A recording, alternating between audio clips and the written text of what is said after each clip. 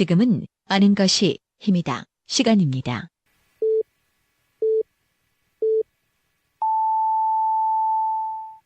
Welcome to the best podcast. Knowledge is power.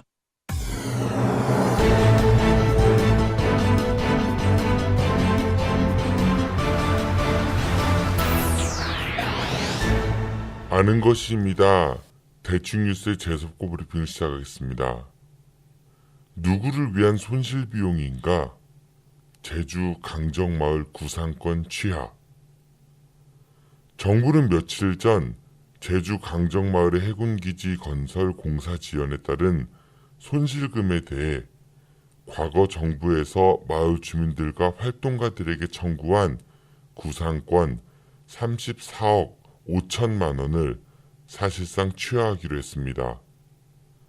구상권이란 정부가 어떤 일을 함에 있어 손해를 입었을 경우 그 손해배상을 청구하는 것을 뜻하는데요.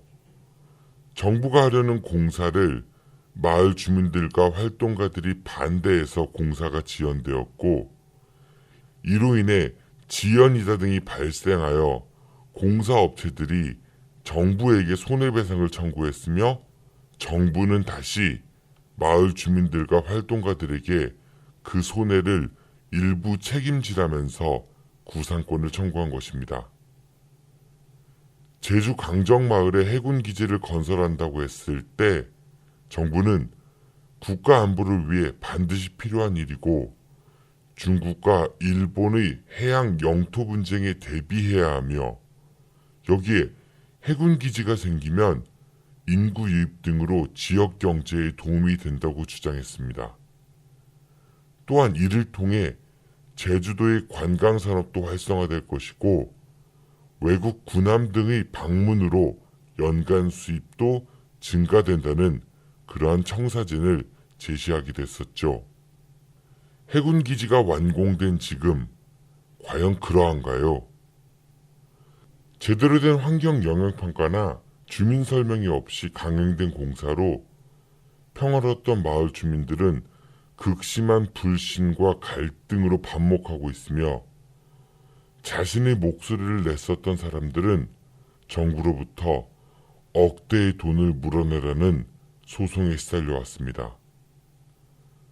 누구를 위한 국가이고 또 누구를 위한 국가 안보였을까요? 내가 살고 있는 마을에서 내 입장을 이야기하는 것이 정말 그렇게도 국가 안보에 위해를 가하고 억대의 손해배상을 해야 할 일이었을까요? 공사업체들은 공사 지연으로 인해 저마다 손해를 입었다며 정부를 상대로 손해배상을 요구하고 있다고 합니다. 대림산업은 231억 2천만 원, 삼성물산은 130억 8천만 원, 포스코건설은 121억 3천만 원을 요구했다고 하는데요.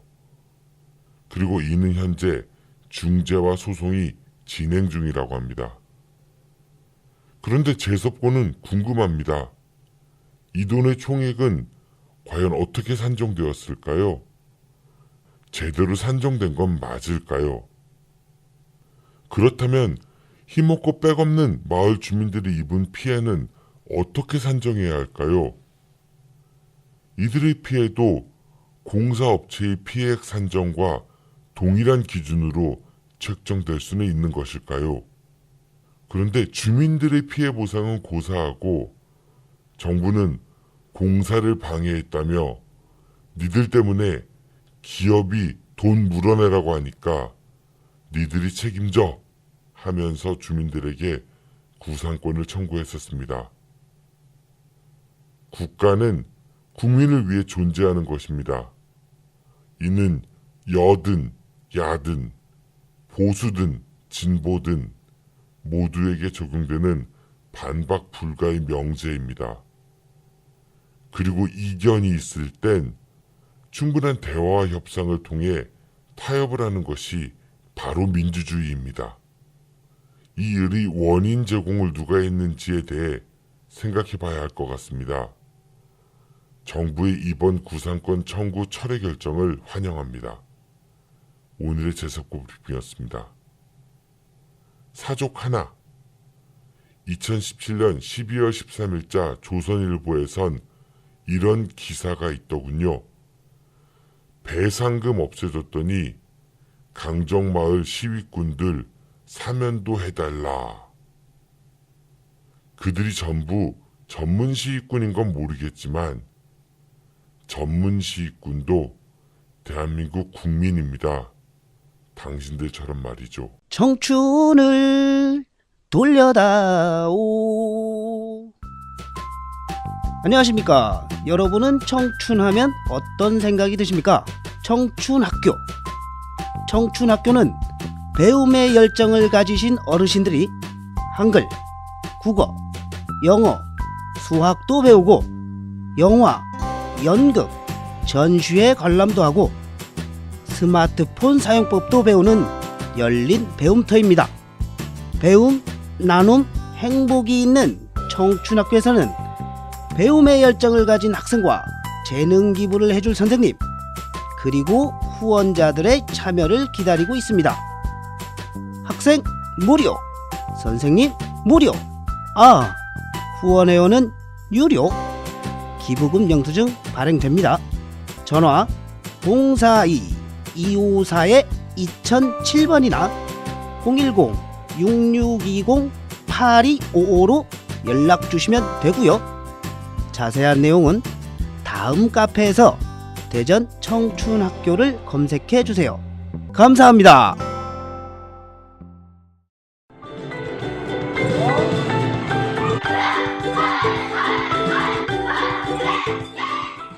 오늘 여러분들의 자녀는 어땠나요? 혹시 맞고 들어오지 않았나요? 불안한 여러분들의 자녀, 이제 아무 걱정하지 마세요. 대전 서구 둔산동에 있는 태권도담에서 여러분들의 자녀를 씩씩하게 만들어드리겠습니다. 절도 있는 태권도 품새부터 겨루기, 그리고 상대방을 존중하는 예절까지 선수 출신인 저 김원호 원장이 책임지고 돌보도록 하겠습니다. 대전 서구 둔산동 국가라이프 상가 2층 태권도담. 팟캐스트를 듣고 문의하신다면 특별한 선물도 드리겠습니다. 대전 042-471-4715로 전화주세요. 24시간 전화대기 하겠습니다. 이상 아이들을 사랑하는 태권도 상남자 김한호 관장이었습니다. 아참, 저희 태권도담에서는 MBC 방송과 함께하는 성인들을 위한 다이어트 코리아 프로그램도 운영하고 있습니다. 즐겁게 살 빼고 싶으신 분들 계시면 꼭 연락주세요.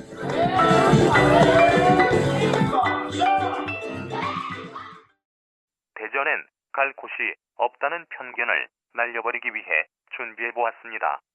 한경수 작가와 임재근 팀장의 띠동갑내기 여행하기.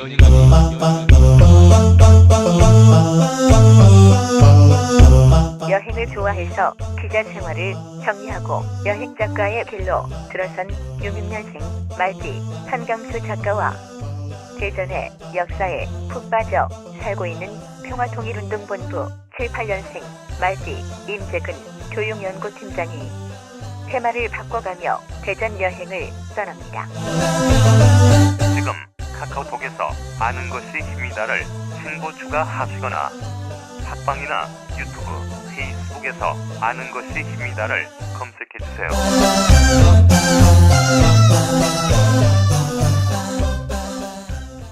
매주 금요일 우리 지역의 소식을 모아 사회의 흐름을 이해해봅니다. 주간 대충 뉴스, 오늘도 중도일보 임병환 기자가 함께합니다. 기자님 안녕하세요. 예, 안녕하세요. 기자님, 제가 지난번에 곤룡골, 산내 곤룡골 1인 네. 미디어 취재하신 거 인상 깊게 네. 봤다고 했잖아요. 네네. 저희 아는 것입니다. 아힘TV에서도 이번 주 토요일에 네. 이제 곤룡골에 갔다 온 이야기를 합니다. 근데 제가 편집을 하면서 그 방송을 눈물이 났어요. 사실 네. 좀 많이 슬프더라고요. 또 그 생각이 막 새록새록 나면서 이렇게 그런 기분이 정말 참 뭐라고 해야 되죠? 쫙 무거운 마음이. 순천에서 곤룡골에 실제로 가서 촬영을 하셨나 봐요. 네, 그래서 우리 어제 이제 임병환 기자님하고 임재근 기자님하고 네. 같이 만나가지고 우리 이거 다큐멘터리를 한번 만들어 보자 이런 얘기를 좀 해보고 싶었었거든요. 임재근 기자한테는 이야기하니까 굉장히 긍정적으로 생각을 하더라고요. 근데 또 뭐 저도 기회가 있다면 참 좋은데 또 거기 유가족분들이 있다면 더 좋겠죠. 아니 물론 유가족분들 같이 네. 해야지요. 그리고 또 뭐 아쿠아월드 관련한 것도 하나 이제 제작을 하셨더라고요. 예, 네, 제가 뭐 틈나는 대로 그냥 뭐 하는데 그냥 뭐 제가 보기에는 아직 그냥 묻혀있기에는 너무 아쉬운 것들 또 피해가 아직 회복되지 않은 상인들이 거기 아직 계셔서 그분들의 이야기를 정말 만들어봤죠. 제가 굉장히 애청자입니다. 임병환 미디어에. 감사합니다. 네, 그리고 강정마을 이야기를 했어요. 재석고 브리핑에서는 정부에서 이제 구상권을 취하했다는 소식을 들어서 재석고는 환영의 그 입장을 밝히긴 했는데 이게 몇백억대 이제 그 손해배상 관련한 기업들과 정부와의 이제 그 소송이 진행 중이어가지고. 끝나지 않은 문제인 것 같기는 해요. 근데 그 돈도 문제지만은 그 강정마을 주민들의 그 반목 너무 갈등도 심하고 그 파괴된 공동체는 어떻게 해야 될지 그게 사실 더 걱정인 것 같습니다. 근데 이게 기업 한 곳이 공사가 좀 지연돼서 청구한 금액이 뭐 몇백억이던데 과연 그 제주도의 그 마을 주민들이 앞으로 살아나갈 수 있었겠느냐. 뭐 이런 생각도 들더라고요. 그러니까 우리 동네에 이거 온다고 해서 나는 반대다 이렇게 시위하고 이랬다가 나중에 결국은 정부로부터 뭐 1인당 몇 억씩 딱 구상권 청구받으면 그 동네 사람들이 그 돈 어떻게 내요? 주민들의 의견, 목소리를 전달하는 과정에서 그것 때문에 공사가 지연됐다는 이유로 구상권을 청구하는 거는 참 우리 좀 맞지 않은 것 같아요. 네, 대한민국이 좀 21세기니까 이제 또 한 걸음 세계 속에서 살기 좋은 나라로 거듭나기 위해서는 여러 과정이 좀 정리가 돼야 될 것 같습니다. 오늘은 우리 지역의 뉴스 어떤 거 전해주시겠습니까? 네, 첫 번째 소식은요. 마을 이장단이 장애 차량의 통행을 막고 돈을 요구했다는 보도에 부여가 발칵 뒤집혔다는 소식입니다. 최근에는 태양광 업자로부터 돈을 받아 챙겼다는 보도까지 나왔는데요. 관련해서 좀 알아보겠습니다. 관련 보도는 지난 10월 14일자 세계일보에서 먼저 제기됐는데요. 지난 8월 충남 부여군 옥산면의 한 마을에서 주민들이 도로를 막고 대전에서 온 장의 차량 진입을 차단했다고 합니다. 그리고는 마을 발전기금 명목의 500만 원을 통행료로 요구했고 뜨거운 여름날에 산소에 가는 길이 막히면서 유족들은 일정 금액을 이장단에 지불하고서야 장례를 마칠 수 있었다고 합니다. 유족들은 이후 장례 방해 행위와 갈취 행위 그리고 도로 통행 방해에 대해 청와대에 진정을 제출했고 사건화가 되면서 전국 언론에 대서특필됐습니다. 보도를 보니까 묘소도 그 마을에서 뭐 1.5km 정도 떨어진 곳, 그러니까 좀 안 보이는 곳에 있었는데 마을 일부 이장들이 이제 통행료를 받다. 야, 이거 지나가려면 통행료 내. 이런 얘기인 것 같은데 이 사건으로 부여 군수가 뭐 군민 자정대회 이런 것도 열고 사과도 하고 그랬다면서요? 슬픔에 잠긴 유족의 발목을 잡고 통행료를 받았다는 기사가 나가자 전국적인 공분이 일었는데요. 또 다른 제보도 이어졌습니다. 가령 인천면에서는 주민들이 쫓아와 장례 절차를 중단시키고 돈을 요구했다는 제보부터 일부 마을에서는 도로가에 연구차 및 상여 금지라는 표지판까지 설치된 곳도 있다고 합니다. 이 때문에 부여경찰은 수사 전담반을 꾸려 이장단들의 갑질이 더 있는지 수사에 나섰고요. 부여군은 지역 이미지 훼손이 심각하다고 판단해 역시 장례문화 실태 전수조사를 벌였습니다. 진짜 좀 답답합니다. 네, 그 뭐 이장들의 이런 행동들에 대해서 우리가 비판함이 마땅할 것 같긴 하지만은 또 한 곳에서 이러면 다른 곳도 쟤네도 하는데 우리도 하지 뭐 이러다 보면 그게 이제 퍼져가지고 좀 무감각해진다? 이게 과연 죄가 되는가? 이런 것들도 많이 있잖아요. 그래서 지난달에는 부여 일부 이장들이 또 태양광 발전소 업체로부터 마을 안길 이용료 명목으로 수천만 원을 받아서 이거를 사적으로 사용했다는 그런 의혹 보도도 나왔었네요. 그 마을 뒷산의 태양광 발전소 공사가 진행 중일 때 업자로부터 두 차례 총 3,500만 원을 받았고 이를 간부들이 받았다는 게 보도의 골자였습니다.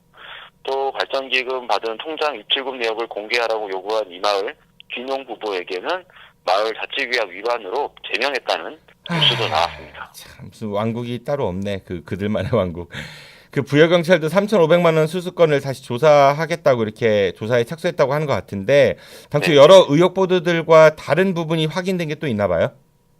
먼저 지금 3,500만 원을 받아 마을 이장과 간부들이 나눠 가졌다는 보도가 있었는데 이 부분에서 관련 보도가 나오기 전에 그 마을에서는 2천만 원을 업자에게 돌려준 정황이 확인이 됐습니다. 또 경찰이 대대적인 수사를 위해 수사 인력을 10명으로 확대했다는 보도가 있는데 이 역시 과장됐으며 강도 높은 조사를 받았다는 내산 면장 역시 참고인 자격의 진술을 받았던 것으로 확인됐습니다. 잘못된 관행에 대한 문제를 바로잡는 것을 넘어서 지나치게 한 지역에 대해 매도하는 게 아닌가 그런 우려도 반대로 나오고 있습니다. 그러니까 3,500만 원을 받긴 받았는데 그중에 2천만 원은 나중에 돌려줬다. 그러니까 뭔가 좀 찔리는 게 있었나 보죠. 개인 통장이 아니라 마을 공동 통장으로 받았다고 하더라고요. 뭐 이게 적법한 돈은 아닌 거니까 어떤 통장으로 받든지 간에. 근데 또 여기서 좀 판단해 볼 게 저희가 뭐 그 송전선로라든지 아니면 마을 주민들의 생활에 좀 불편을 주는 어떤 이런 사업이 있을 때 그거에 대해서 어떤 마을의 어떤 도로를 좀 새로 놔준다든지 어떤 이런 마을의 발전을 위해서 선의를 베푸는 거는 그동안 좀 있었던 거거든요. 말 그대로 아파트 단지에 옆에 철길이 놓였을 때 철길 마을 주민들에게 뭐 건강 단련실 뭐 이런 거를 좀 지원을 해준다든지 뭐 이렇게 좀 위로할 수 있는 어떤 대체제를 제공해주는 거는 그동안 관례적으로 해왔던 건데 여기서는 일단 너무 좀 돈을 받았다는 것이 너무 크게 부각이 되면서 마치 그거를 협박인 것처럼 지금 완전히 보도가 되고 있거든요. 근데 이런 완전히 처음부터 이게 협박이었다라고 단정지어서 접근할 수 있는 사안일까 뭐 이런 부분에 대해서 좀 반론이 있다는 얘기죠. 그 여론이 일단은 뭐 협박성으로 돈을 뜯어낸 것 같다라는 취지의 보도들이 있고 그러니까 경찰은 또 대대적인 수사를 한다 이런 보도들이 있는데 사실상 보니까 뭐 기자님 조금 전에 말씀하신 그런 것들 그리고 면도 있다 그런 부분이죠. 그리고 강도 높은 조사도 사실은 참고인 진술 정도다 뭐 이런 거. 그러니까 부여군이 갖게 되는 그런 좀 나쁜 이미지 이런 것들에 대해서도 좀 걱정이 될 법도 하겠네요. 그런데 아까 그 이장님들 그런 행태들은 정말 비난받아 마땅할 것 같습니다. 근데 제가 봐도 글쎄요 그 마을에 가까운 곳에 묘 아니면 묘를 어떻게 쓸 때 어떻게 마을 발전 기금을 내오는 문화는 뭐 없다고 말할 수 없어요. 있었던 것 같아요. 제가 봐도. 저는 많이 못 들어봤어요. 그 묘를 쓰는데 발전 기금을 낸다? 이거는 좀 그래요? 근데 그게 발전 기금이라는 게 말 그대로 제가 본 경우에는 이런 거였어요. 마을에 청년회가 상여를 들고 묘까지 가주는 거예요. 마을 사람들이 함께 이렇게 참여하는. 상여를 들어주는 거죠. 그러면은 뭐 고맙다는 표시할 수도 있을 거고 그리고 그런데 그 고맙다는 표시와 함께 그 마을에 좀 도움이 더 되고 싶어서 좀 더 내는 경우도 그런 경우를 좀. 그런데 이게 예를 들어서 되게 부잣집에서 이제 초상이 나갔고 나는 이 마을 분들한테 고마워 그리고 앞으로 우리 묘 좀 잘 부탁해 해서 돈을 많이 내시는 분도 있을 수 있어요. 그런데 그렇지 못한 그러니까 정말 경제적으로 어려운 분 집안에 초상이 났을 때는 그렇게 못한단 말이죠. 그럼 마을 주민 입장에서는 이분들이 굳이 나쁜 사람이 아니더라 하도 뭐 A라는 분은 돈을 막 이렇게 지원다고 그러는데 B라는 데는 쟤네는 돈도 안 내? 뭐 이렇게 해서 막 그 트집 잡거나 예를 들어 그럴 수도 있잖아요. 그렇죠. 네. 그래서 어떻게 보면 이걸 말 그대로 지금 부여에서의 사례는 대전에서 장애 차량이 부여에 내려간 경우에 길이 막혔던 경우인데요. 말 그대로 이렇게 어떤 그 문화를 처음 접했을 경우에는 사실 되게 굉장히 당혹스러우면서도 부모님을 좀 빨리 모셔야 되는데 그걸 이렇게 막는다는 거는 우리의 어떤 그동안 인간적인 걸 좀 막는 일이겠죠. 그리고 돈을 받는다는 건 누구로부터 그 이제 근거가 명확해야 되잖아요. 굉장히 주관적으로 할 게 아니라, 그러니까 우리 임병환 기자님하고 지난주에도 얘기했지만 국민 개세주의 모든 소득에는 세금이 발생한다는 뭐 사업자 등록 내고 그 통행료 받는 것도 아니고 뭐 그게 뭐 심지어 일용직들도 세금을 내거든요. 그렇죠. 네 그렇기 때문에 뭐 기타 소득 이런 항목도 있고요. 업체로부터 돈을 받았다는 것도 사실은 그 전에 다른 업체가 또 있었대요. 이 마을에 태양광 발전을 하려고 하는. 근데 그때는 공사 차량이 들어오면서 그 마을 회관에 지붕을 좀 부셨는가 봐요. 차량이 워낙 크다 보니까 마을의 길은 좀 좁은데 어떤 그런 사고가 있었던 터라 마을 주민들이 좀 더 민감해 있었습니다. 그건 당연히 물어야지. 또 마을 안에 전신주를 또 세워야 되는 상황이었던 터라 그 전신주라는 거는 어떻게 보면 주민들이 이걸 반길 일은 없겠죠. 근데 이거를 다른 마을을 벗어난 경유 우회도로 우회해서 놓으려고 하니까 사업자에게 너무 큰 부담이니까 마을을 통과하되 마을에 좀 기금을 내고 싶다 뭐 이런 차원에서의 처음 접근이었다고 하더라고요.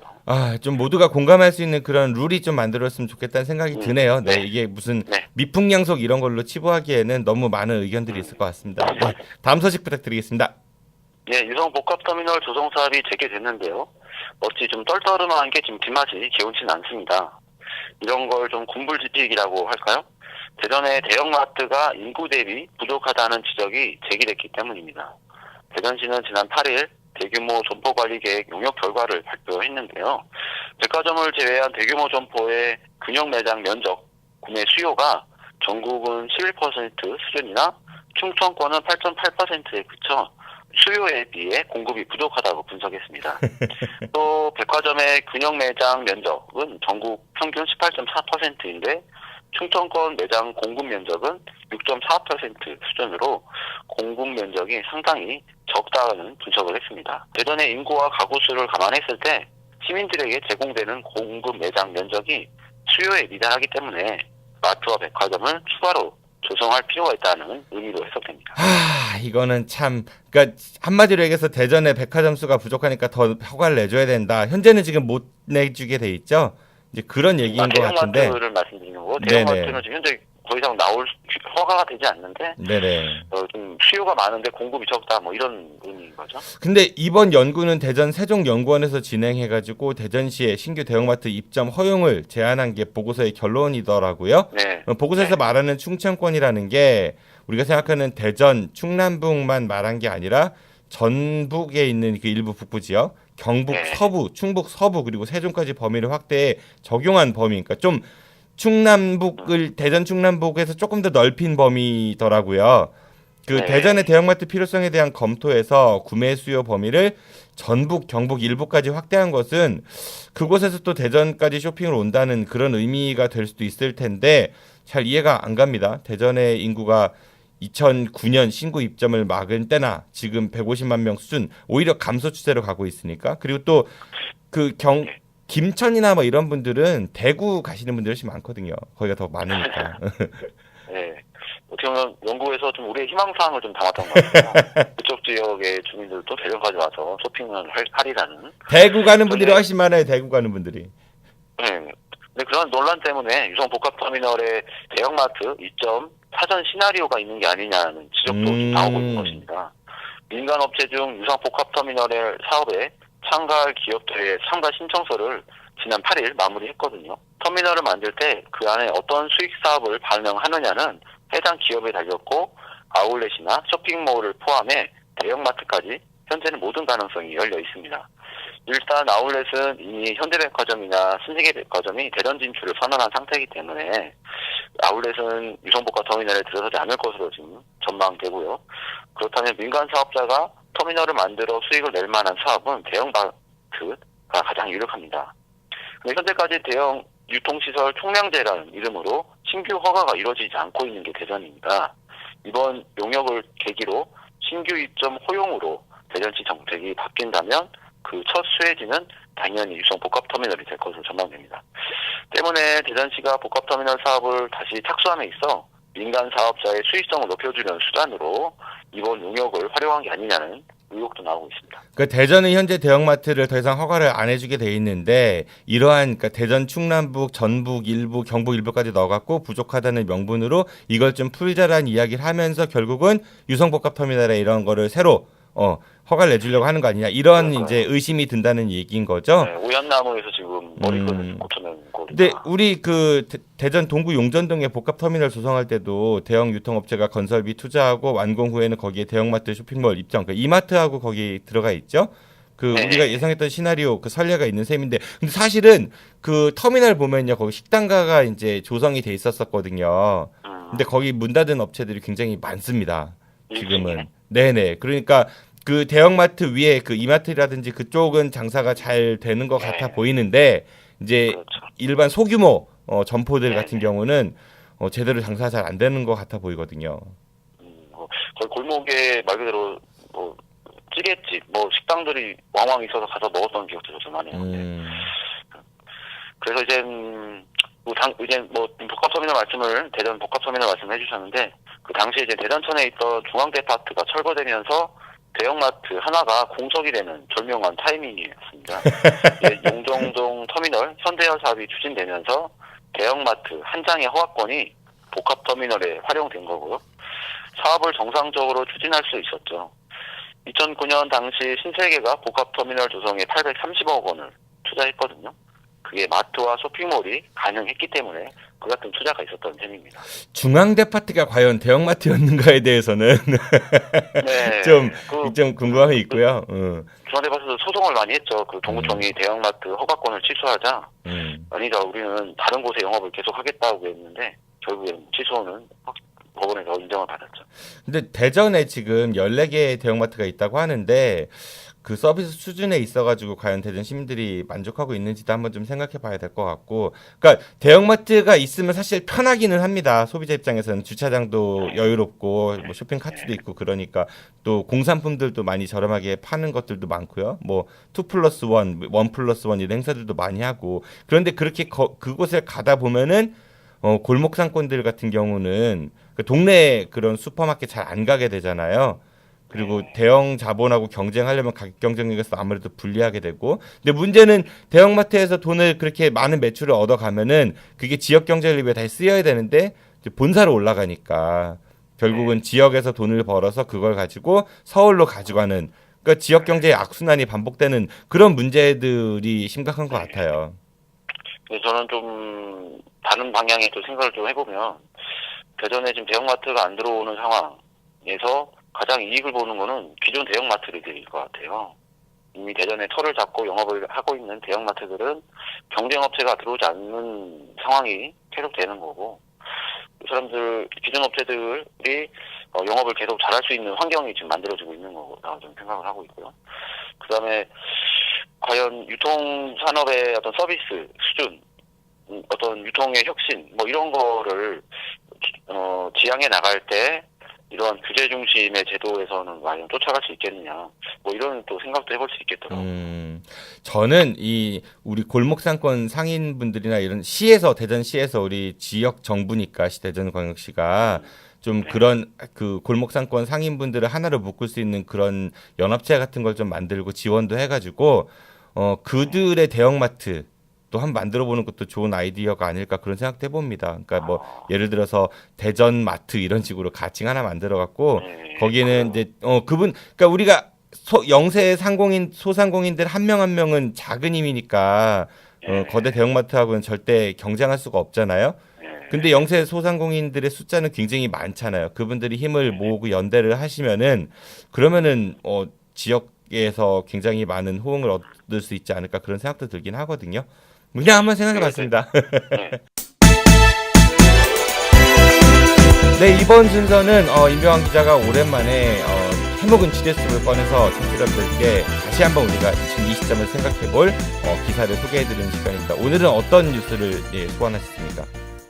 네, 10년 전 12월이었습니다. 그때도 지금처럼 찬바람이 외서운 한겨울이었는데요. 시꺼먼 바다를 보면서 기름이 파도를 치는 모래사장을 밟으며 이게 현실인가 의심했던 적이 있는데요. 오늘의 해묵은 수첩에서 제가 준비한 소식은 바로 태안 말리포 해수욕장 앞바다에서 삼성중공업 해상 크레인과 유조선 허베이 스프리트호가 충돌한 태안 유류 피해 사건입니다. 제 취재 수첩의 가장 첫 페이지가 태안 유류 피해 사건에서 시작하는데요. 유조선에서 원유 12,547km가 쏟아져 충남 초해안을 비롯해 멀리 전남 앞바다까지 오염시킨 사건입니다. 저 역시도 당시의 기억이 굉장히 선명합니다. 막 그 기름 범벅이 된 그 새들도 있었고요. 그쵸? 네. 바위니 뭐니. 근데 지금은 거의 완전한 회복이 이루어졌죠? 그 기름 유출 사고가 발생한 곳이 태안 해안 국립공원 앞바다였습니다. 국내 유일한 해안 국립공원인 이곳은 가장 심각한 기름 오염 피해를 입어 세계 자연보호연맹으로부터 카테고리 5 낮은 등급을 받았으나 지난해 1월 카테고리 2등급으로 상향되면서 말 그대로 완전한 회복을 선언할 수 있었습니다. 또 유류, 오염, 잔존, 유징 조사에서 2008년 70% 수준의 심각 상태의 오염이었으나 2014년에는 잔존 유징이 발견되지 않았다고 합니다. 서해안의 특산물인 꽃게, 대하, 바지락 등이 되돌아온 것을 보면 서해안이 자연생태계 복원을 했다는 상징처럼 여겨집니다. 네, 정말 끔찍한 유류 피해를 극복했다는 그리고 다시는 그런 사고가 발생하지 않아야 되는 그럴 것 같은데요. 원유 100%를 수입해 쓰는 나라인데 우리나라 같은 경우는 당시 유조선과 크레인선이 충돌을 해갖고 피해가 굉장히 컸었잖아요. 지금도 심심찮게 해양 교통사고가 발생하는 상황입니다. 뭐 이 같은 사고와 피해가 언제든지 발생할 수 있어서 해양 오염 방재단처럼 전문화된 방제 시스템이 좀 필요할 것 같은데요. 임 기자님께서는 당시 어떤 일을 하고 계셨죠? 그 사고가 발생해 많은 국민들이 태안에서 기름 닦는 자원공사를 할 때 저는 중돌보 수습 기자였습니다. 수습. 약 한 달간 한 달간 태안으로 파견을 갔는데요. 사진부와 취재기자 선배들과 태안에서 숙식을 했던 기억이 있습니다. 안타까웠던 것은 당시 태안 주민들이 생계의 터전을 잃은 터라 대책을 촉구하는 집회에 참석해 분신을 시도하거나 운동 사건이 적지 않게 발생했거든요. 기름에 오염된 바닷가에서 다시 어업을 재개하려면 최소한 몇십 년이 걸릴 거라는 게 그때의 예상이었습니다. 피해 보상도 간단한 과정이 아니었고요. 당시 집회 현장에 취재 나가서 혹시 분신 사고가 발생하는 게 아닌가 하고 긴장하며 지켜봤던 기억이 새롭습니다. 또 123만 명의 자원봉사자의 힘으로 기름띠를 걷어냈다는 표현은 사회를 향한 따뜻한 마음의 용기를 불어넣는 표현이기도 하지만 정말로 사람의 힘으로 해낸 것일까 하는 생각도 한번 지금 해봅니다. 네, 그 서해안의 그 유류 피해는 이제 극복이 된 것 같은데 그 여전히 이제 그 보이지 않는 상처가 남아 있을 것 같거든요. 태안 주민들 뭐 우리 지난번에 대충 뉴스에서 소개해드렸었는데 남성들에게는 전립선암, 그 여성들은 백혈병 뭐 이런 발병 비율도 많이 높아졌다면서요.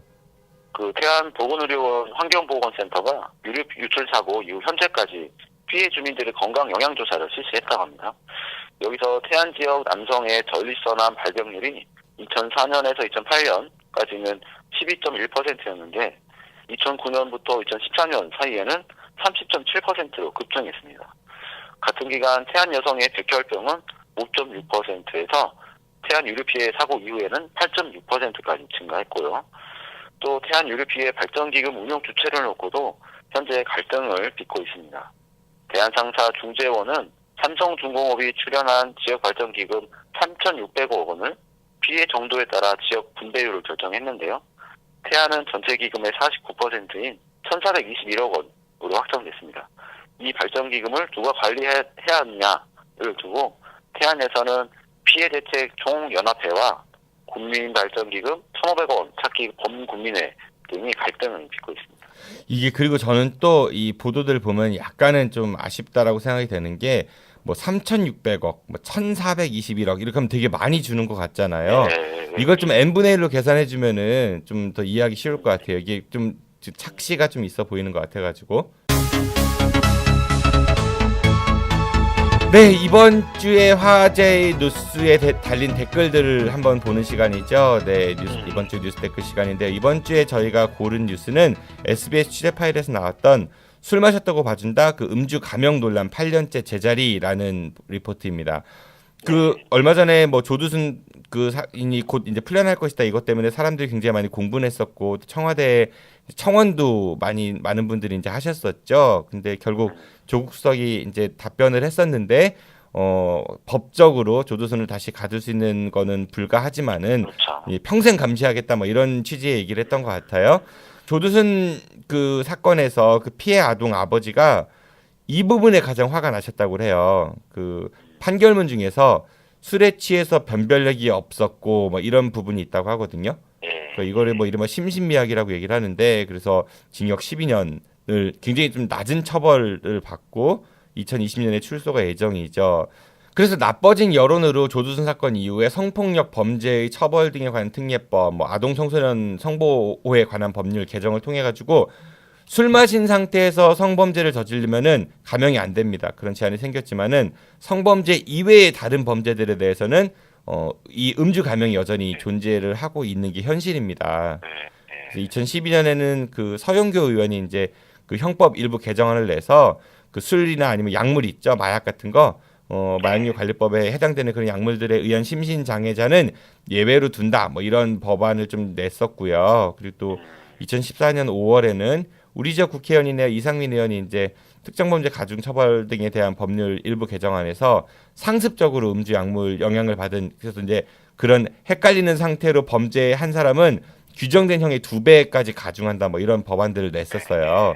근데 통과된 법이 하나도 없습니다, 아직. 이에 대한 네티즌들의 이제 반응인데요. 네이버 아이디 PHYS 땡땡땡땡님은요, 주치 감형이 아니라 주치 가형이어야 정상, 뭐 이런 의견을 주셨습니다. 그리고 SIYO 땡땡땡땡님은요, 이럴 거면 음주운전으로 사망사고를 내도 심신미약으로 감형해라. 논리적으로 그게 맞지 않느냐. 나도 술 먹고 막 뚝배기 까버리려니까 꼭 감형해줘라. 이런 댓글을 남기셨네요. 이분 용감하신 것 같아요. 그만큼 이제 음주로 해서 어떤 범죄를 저질렀을 때 좀 가볍게 받을 수 있는 수단으로 여겨진다는 얘기겠죠. 네. 그리고 네이버 아이디 SHO _ 땡땡땡땡님은요, 못된 짓 하신 후에는 항상 곧바로 술 한잔 쭉 들이키세요. 다 통과 감형된답니다. 이렇게 비꼬시는 분이 있습니다. 그리고 또 QUAR 땡땡땡땡님은요, 8년이 아니라 이제 800년이 지나도 제자리일 것 같다. 뭐 이런 얘기를 주셨고요. 또 아이디 DUAQ 땡땡땡땡님은요, 누가 강제로 입 벌리고 목구멍에 술 부어넣냐? 지조차고 마신 거에 취해놓고 왜 피해는 다른 사람이 감수해야 되는 건지, 뭐 이런 의견을 주셨습니다. KKIM 땡땡땡땡님은 상류층 면피용인데 쉽게 통과가 되겠어? 뭐 이런 걸 주셨어요. 상류층 용어는 아닐 것 같은데. 그러니까 우리가 오죽하면 이런 피해 의식들을 일반 사람들이 갖고 있을까 이런 생각이 좀 들어요. 네. 아이디 RKDW 땡땡땡땡님은요, 헬조선은 술 많이 마시고 노는 게 벼슬인 줄 아는 양아치가 많아서 그래 쯔쯔쯔 이런 걸 주셨거든요. 옛날 보면은 왜 그런 풍류를 즐긴다 이런 것들 되게 멋있게 미화하는 경우들이 많이 있었잖아요. 그런 거에 대한 풍자가 아닌가 싶습니다. 그리고 WILD 땡땡땡땡님은 술 마시고 사람 쳐 죽인 게 죄가 되나? 여기는 뺑소니 사망사고 시체 유기 가해자다. 숙지 상태였다는 이유로 감형받고 징역 1년 살았다. 연예인 씨를 이야기하는 겁니다. 그래요, 정말 그게. 모르셨어요? 진짜 그런 일이 있었어요. 그리고 아이디 MITS 땡땡땡땡님은요, 국회의원들 뭐하냐, 국민을 대표해서 입법하라고 뽑아놨는데 도대체 억대 연봉 받으면서 대다수 국민들이 비판하는 악법 하나를 8년 넘게 개정도 안 하고 도대체 하는 일이 뭐냐, 뭐 이런 의견을 주셨고요. 그리고 아이디 GKSD 땡땡땡땡님은요, 심신이 미약한데 어떻게 저딴 짓을 해? 라는 의견을 주셨습니다. 이분의 말이 제일 좀 저는 개인적으로 임팩트가 있었던 것 같습니다. 네. 심신 미약한 상태에서 어떻게 그러한 하지 못할 범죄를 저지른단 말이에요. 네네. 심신이 강인해도 하지 못할 일들인 것 같은데, 어쨌든 이거에 관련해서 왜 이 법이 개정안이 통과가 못 되는가에 대해서는 이 SBS 취재 파일에 여러 가지 의견들이 담겨져 있습니다. 형법 전체의 취지에서 뭐 책임주의부터 해가지고 여러 가지 의견들이 있는데요. 논리로 모든 세상을 다 이해하고 해결할 수는 없습니다. 사람들이 갖고 있는 감정이라는 게 있고요. 그 공감대가 세상의 기준을 만드는 것이기 때문에 사람들의 그 공감대를 뛰어넘는 논리를 가지고 사람들을 이해시키는 데에는 분명 한계가 있지 않을까, 저는 그렇게 생각이 드네요. 네, 임병환 기자님 오늘도 고생 많으셨고요. 네, 한 주 동안 고생 정말 많으셨습니다. 다음 주 금요일에 더 밝은 뉴스로 어두운 뉴스 아니고 뵀으면 좋겠습니다. 고맙습니다. 알겠습니다. 네, 안녕히 가십시오. 네, 수고하셨습니다. 지금까지 대충뉴스의 중도일보 임병환 기자였습니다.